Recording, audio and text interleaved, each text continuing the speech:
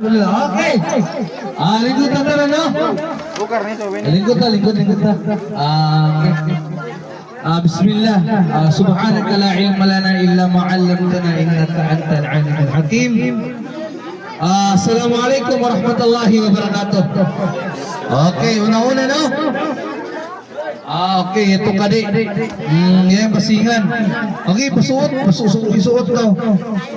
Isuot lalaki ang sing-sing dito akong babae. Okay. Picture eh. Dori ni na kuya. Aywa. Sanad ikaw, okay ha? Buko na sunat ng Rasulullah yan eh ha? Tabiag yan eh, so siya ha? Tabiag yan eh. Ayaw dia. Sa parinsinsingan. Okay, alhamdulillah na. Dori ni Alea. Dori ni Alea. Dori. Okay, ito nga Dori. Masya Allah. Okay, alhamdulillah no. Yani si Aliyah o si Kim. Sabi ni Kim? Albino, alhamdulillah, ligot na para maligot na mintras paminaw na to ang sermon. Una-una no, magpasalamat ta sa Allah Ta'ala ang labaw ng gahom na nakatagiri para magtapok.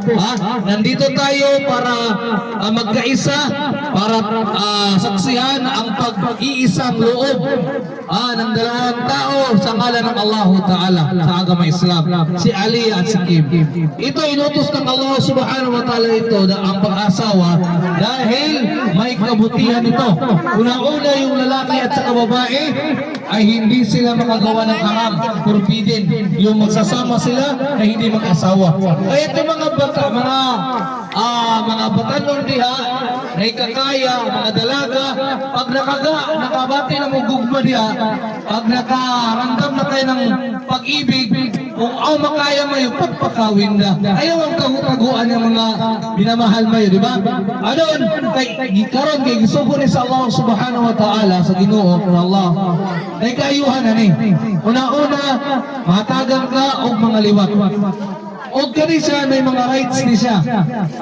Dapat both side ng right. Ang lalaking babae, una-una, ay magtihayon na mo, para makasawa na kayo, dapat ipakita ninyo ang magandang ugali. Huwag yung mga bad side. Dapat ipakita natin mabuting ugali natin. Ikalawa, yung pagrespeto. Respetuha ay mong asawa, o ikaw po, Aliyah, respetuha yung bana. Ang pagkalalaki niya, o ang pagkababae niya. O iparminti nato ang paghigugma o ang kaluoy. Kay kumawala ang paghigugma kaluoy, madaot ang pamilya. Kay kasagaran, mga tao karon na ay kaluoy, pero ang higugma na nasa lain. Diba? Dapat ang higugma perminti. Kung ikaw babae, dapat magpagwapa lang kasi ng asawa. Ayong bana. Away na ilahin magapuha ng atong bana.